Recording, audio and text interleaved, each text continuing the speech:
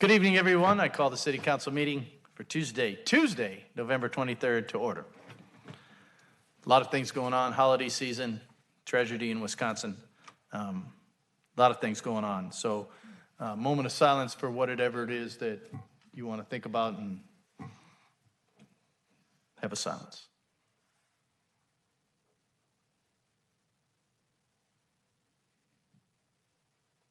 Thank you, everyone. Alderwoman McGinnis, if you'd be kind enough to lead us in the Pledge of Allegiance. I pledge allegiance To the flag of the United States of America and to the republic for which it stands, one nation, under God, indivisible, with liberty and justice for all. Thank you. Brian, if you please call the roll. Dunn. Here. Dorman. Here. McGinnis. here. Lee. Here. Grip. Condon. Here. Cornett. Here. Dickman. Here. Jobson. Here. Here.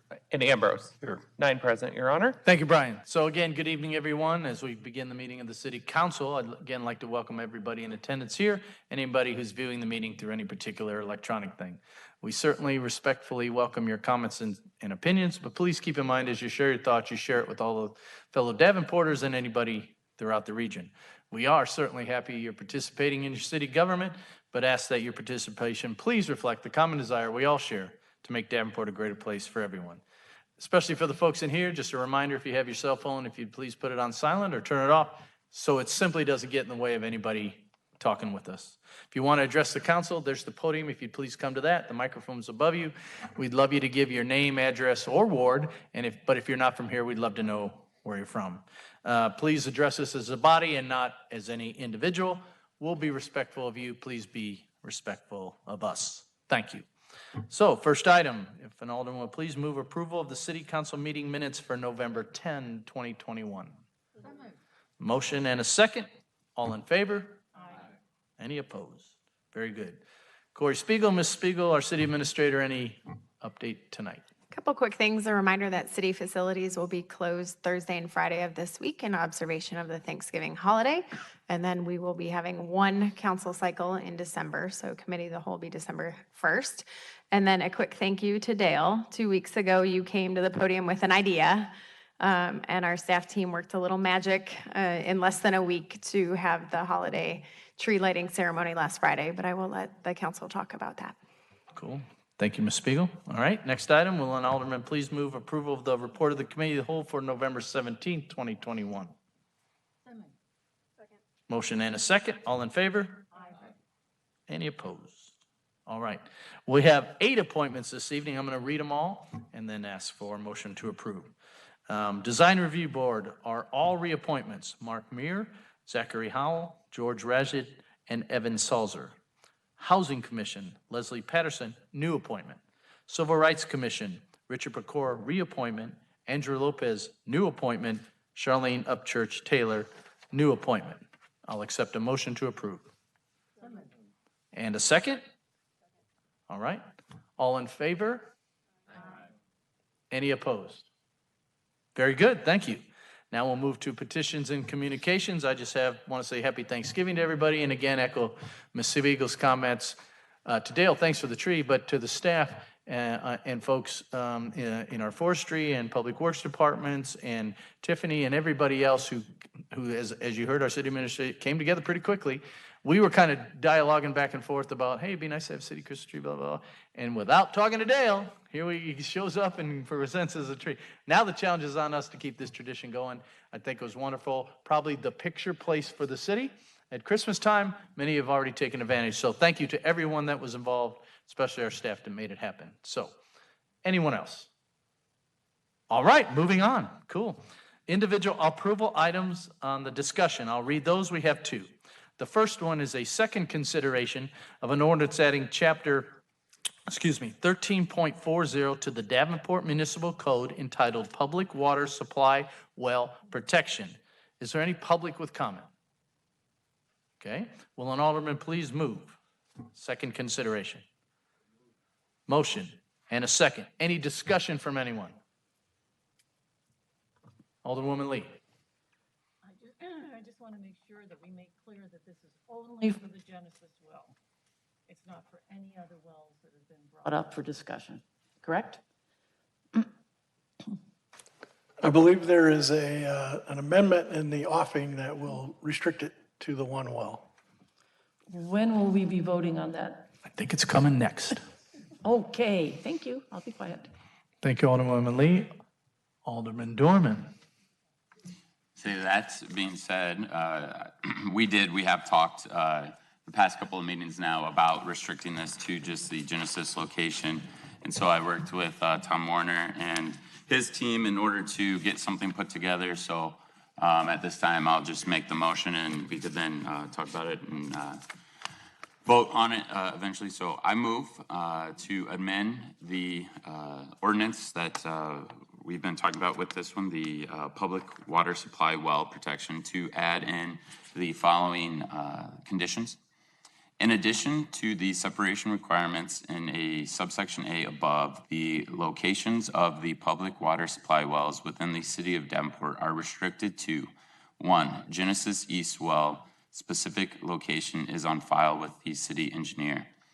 13.40.020, public meetings required. Should the water company wish to request the council add another allowable location for a public water supply well, it must first hold 2 public meetings at least 3 weeks apart, and the water company must provide reasonable notice by mail of such meeting to all residents within 500 feet of the parcel upon which the proposed well will be located. So that's a motion. Is there a second? Second? Okay, there's a second. And so now, are you done, Alderman Dorman? I just wanted to say that not only with this amendment are we trying to address the location item that we've worried about in our previous discussions, but we also then, Tom was able to add in the public meeting requirement part of this ordinance change to make it so that whenever a future well would be added in this ordinance would then therefore need to be changed, they would have to follow a public meeting notice similar to what you'd have for like a zoning or other activities that the city normally would do. So that's where not only are we restricting this one now to the Genesis East well, but then any future well would have the public input as part of it too, and not just a decision being made and then us talking about it up here. So I think that was a great suggestion that Tom had and a great add to this ordinance. So. Good, okay. Alderwoman Lee. Thank you. I completely support the idea of having the public meetings for each well. What I am still concerned about is they've been working on this since 2019, and it sounded to me from his presentation that he was talking about a system of wells that at least across Davenport, and we don't know if it goes into other cities. I would really like to have an idea of what their proposed plan and strategy is, rather than just have it come up well by well. Because I'm also concerned that this may turn into rather than using the Mississippi water, they may start creating a system that will depend on wells with the Mississippi water being backup, being the ability to back up the wells. So I really don't want them to be able to just come in well by well when they have an idea of what they're looking at as a system for water. So that's my concern with this. Thank you. Thank you. I'll make a comment after everyone else. Alderman Dunn. Thank you, Your Honor. Thank you, Alderman Dorman, for your hard work on this. I just want to be clear. After we have the neighborhood meetings, it still comes to council for approval, correct? Correct. Thanks. Thank you, Alderman Dunn. Alderman Ambrose. Thank you, Hunter. Last week, you were going to find out where the grant came from. Did you get that information? That I did not.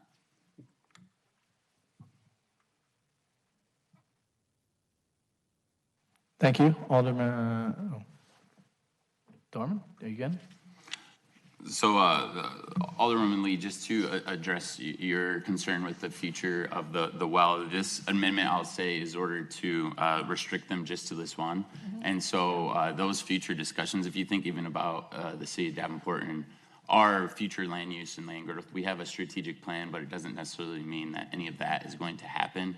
But you still want to have those strategic plans and thoughts to have maybe a roadmap, just like the flood roadmap that we'll accept later in the meeting as well. And so I would say to not get caught up on what a future plan may look like when it comes to the relationship of this ordinance and what we're voting on right now, but to instead have discussions with the water company to see what that is, and knowing that having this amendment in here, they can't go and proceed further with that that plan without coming back to council first. So that's the whole point of this amendment, and I would hope that that wouldn't necessarily prevent you from voting this one through and stopping this portion of the project. So Cool, thank you. And just, I'm hoping to schedule meetings, so I'll certainly take that and ask, right?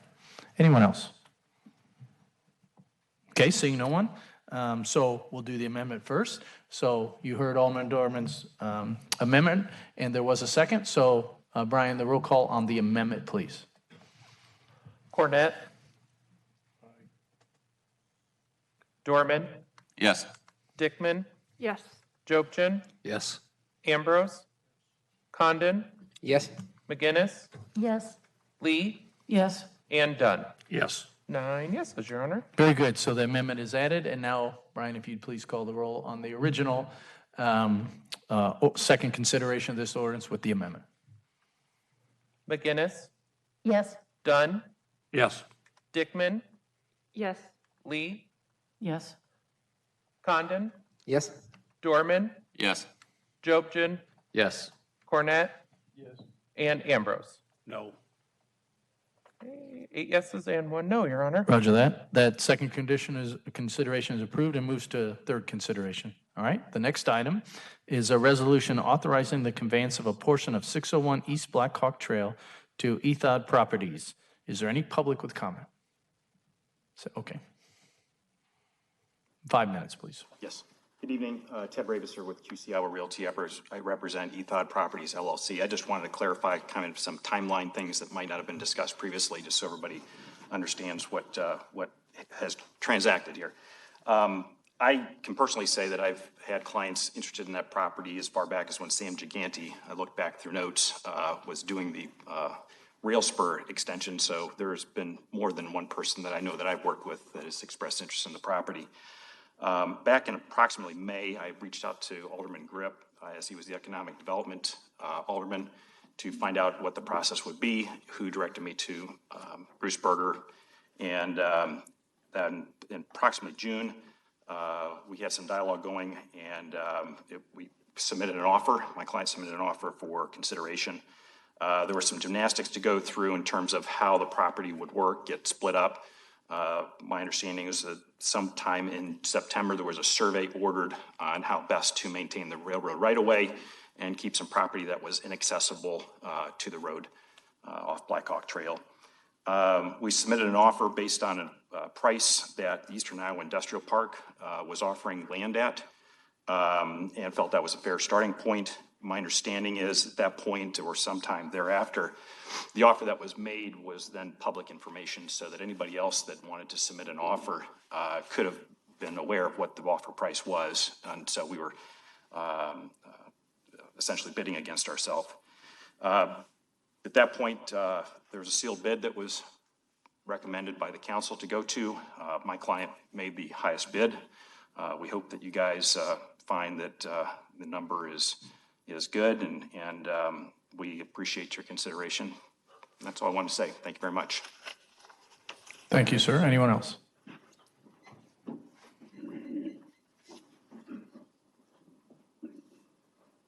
Craig Herman with Herman Farms, Inc. I'm the current lease of the property.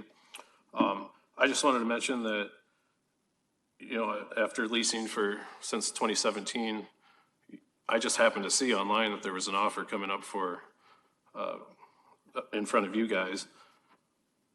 Nobody reached out to me, nobody said a thing. If I wouldn't have seen that, I think I would have got a phone call and said, please vacate, after a rough number of, well, actually a real number of $50,000 of leasing over the term of the lease so far. I did put in a higher offer of $18,000 more. Then they didn't want to accept that, so I went to sealed bids. I came in, roughly $6,500 less. So I'm here to explain to you why you should take the $6,500 less offer. Your responsibility is to the taxpayers, and I understand that. But so far, you've gotten $50,000 of revenue just on the lease for the taxpayers of Davenport. And in the last 45 days, because of me solely, we've increased that number $120,000 to the taxpayers of Davenport. And now, with little time, I found out 48 hours before I seen that thing online, and I had to hurry up and make an offer, and it was the winning offer, and we didn't accept that. So I really think, I felt like the rug was getting pulled out of under me for some reason after being a loyal tenant. My company and another company I'm involved with rents the Davenport Airport farm ground, and we have a long time, since 2005. So we're contributing a lot to the city of Davenport. And if you're not moved to accept my offer, then I would please ask to table it for another cycle so I can consult my attorney and the city attorney and feel the best way to move forward. So I guess that's all I have for you, is I really feel like your responsibility to taxpayers has been more than met, and more than satisfied because of me, to the tune of $120,000 just in the last 45 days alone.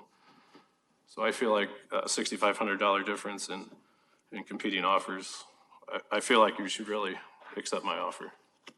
If you have any questions, I'd be happy to respond. But thank you for your consideration, and that's all I have. Thank you, sir. Anyone else from the public? Okay, there's a motion and a second. All right, now council. All right, Alderman Dunn. Thank you, Your Honor. So Tom, since we sent that out as a sealed bid, that's pretty much binding, or what?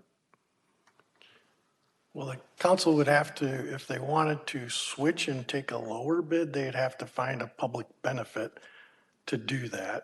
I wouldn't recommend doing that.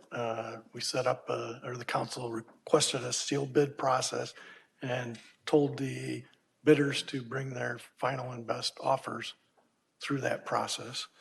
I apologize to the gentleman that we didn't notify him sooner. I'm not sure what the disconnect was there and why he wasn't notified. Thank you. Alderwoman Lee.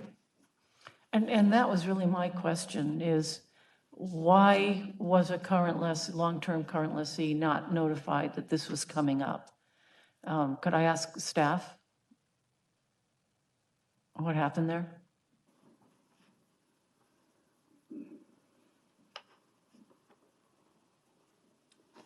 Bruce Berger, Community and Economic Development.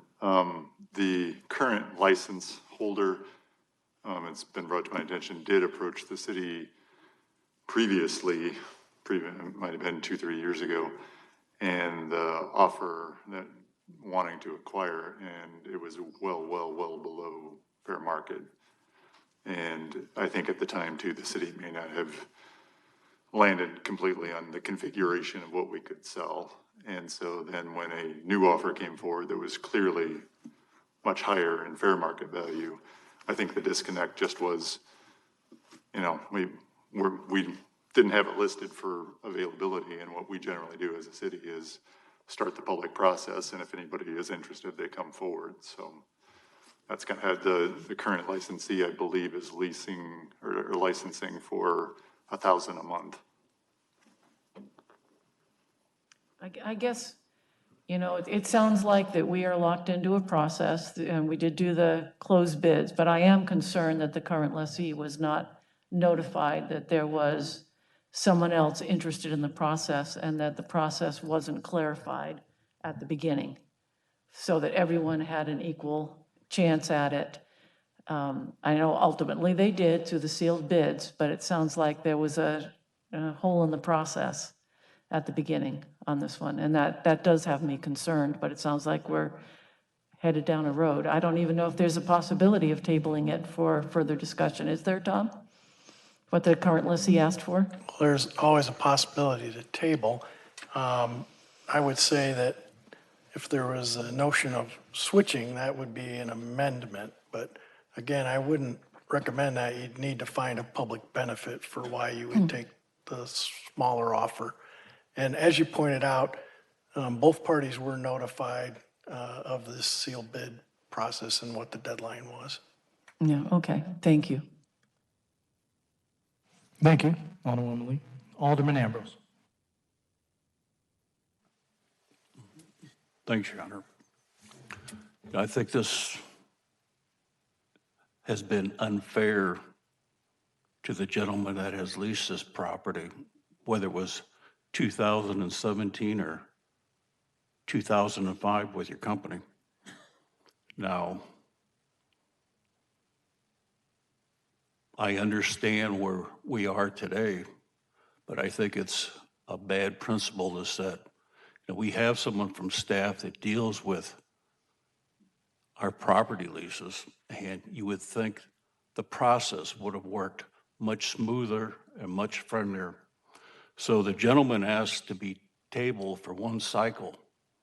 For someone that has been a long time business partner with the city, I think it's only fair to give him his request. So if no one has any more questions, I will make a motion to table it for one cycle. There is one more, if you would wait till that, yep, okay, or no? No, okay, so I see no one, so Alderman Ambrose, if you want to make a motion. Thank you, Hunter. In an effort to be fair, I move to table this for one cycle. Is there a second? There is not, okay. All right, we're back to the original. Alderman Condon.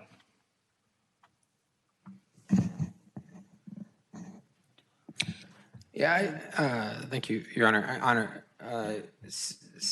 Echo the sentiments that were offered earlier. Person to person, I apologize that there wasn't somebody who was able to reach out and let you know that this was happening. And so fairness is subjective, and in my subjective opinion, that doesn't strike me as completely fair. But procedurally, we did circle around, and to some extent, the public notice served its purpose and didn't make you personally notified, but did notify you nonetheless. And circling back around to the sealed bid process, procedurally gave both parties an opportunity to make their best offer, and we arrived at the correct result. So again, person to person, as somebody who feels like they should have been notified, I agree with you, and I apologize for that. But I think again, the outcome is ultimately fair in my eyes. Thank you. Anyone else? Okay, Brian, please call the roll on the resolution authorizing the conveyance of a portion of 601 East Blackhawk to Ethod Properties. Dunn, Yes. McGinnis, Yes. Condon, Yes. Cornett. Yes. Dorman, Yes. Ambrose, No. Dickman, Yes. Lee, Yes. and Jobson. Yes. 8 yeses and 1 no, Your Honor. Right, that resolution does pass. Next item, is there a motion for approval of all items on the consent agenda? Second. There's a motion and a second. Brian, please call the roll for consent. Condon, Yes. Jobson, Yes. McGinnis, Yes. Cornett. Lee, Yes. Ambrose, Dorman, Abstaining on number 10, but yes to all others. Dunn, Yes. and Dickman. Yes. 9 yeses and Dorman's abstention noted. Thank you, Brian. Next item, and so consent is approved. Next item, are there any other ordinances, motions, or resolutions? There are none for this evening. Is there any public with business? If there are, please come to the podium. Mic's above you. Please give your name, ward, or address if you're not from here. We'd love to know where you're from. You'll have 5 minutes. Thank you. Can't pass opportunity to speak to you folks. Bill Handel, Ward 4, also Nashville, Tennessee. Just a couple things. Over the weekend, Joe Helen and I took the opportunity to, this is not advised, I would not advise anyone else to do it this time of the year, but we drove to La Crosse, Wisconsin. I'd never been there. I'd heard a lot of good things about their riverfront and their city, and I would recommend anybody going down there in the summer, although we had a nice time. For those of you who haven't visited La Crosse, about 300 miles north of us, maybe 250. But anyway, a beautiful town, 52,000 people, about half our size. But it feels a much larger city. And one of the things that I noticed that's the difference that they have is they did not in the 80s tear down their historic buildings. They have a few vacant buildings, although in intervening years, their downtown has risen like pretty much all U.S. downtowns has. But they've got more old buildings. On the other hand, they have, I think it's six, we looked at hotels, like 6 hotels of a good size in their downtown area. We have 3. And part of that, I think, is because they have a vigorous and renovated convention center. We have a river center named River Center, but they actually have a river center with a very large banquet area facing the river. Something that perhaps I think it's perhaps if we were to do it, it would be different now. But perhaps we need to consider that we need to perhaps have some type of a similar facility in Davenport, and perhaps in conjunction with the new Doubletree Hotel. That hotel has a vacant parking lot to the south of it, and in a long term, I think Downtown Partnership need to approach them with something of that vision in mind. Let's see, other things besides their historic buildings, their real river center. I don't know. I just drove down on Main Street for a change, and I was looking for the Fred Finch House and the Peter Paulson House, which formerly were on the National Historic Register. Those houses we lost, I guess, in the last year. They were owned by Palmer College, and along with a couple others, they were demolished. And I certainly think that, don't know what the city did to try to dissuade them from taking those properties down, maybe looking at alternative uses for that part of the land. But again, not knowing, I can't criticize, but I just happened to notice that those properties, once buildings of that quality are gone, they're gone for good. The down from the hill, as you know, driving down Main Street, of course, at one time it was lined with beautiful large homes, and now the most recent construction we have is the Plasma Center, and that's it is what it is. Serves our residents, but perhaps we can do better. The last thing is about our flood control. I'd like to make sure that our flood control is not a one-note flood control. You can spend $150 million to control the flood, or you can spend $150 million or perhaps just a few dollars extra and have something that it creates amenity. It's going to drive development beyond what the protection from flood would do. Couple things, just very quickly. I said earlier this year about the city cemetery, and there's a land very, some kind of a industrial use, post-industrial use on River Drive. There would be nice if, rather than the owner of that land benefiting from all the city's expenditures, that we buy the land now in its depressed state, and that becomes parkland to connect that cemetery with the river and the adjoining parks. I think that'd be a good expenditure and a wise thing for us to do. Perhaps perhaps even we need to, at the former Oscar Mayer plant, if that area is going to be protected and its value is going to go up, perhaps the city can reap some valuation from that. That's all I have now. Thanks for your time. Thank you. Anyone else? Okay, seeing no one else. Any reports, Ms. Spiegel?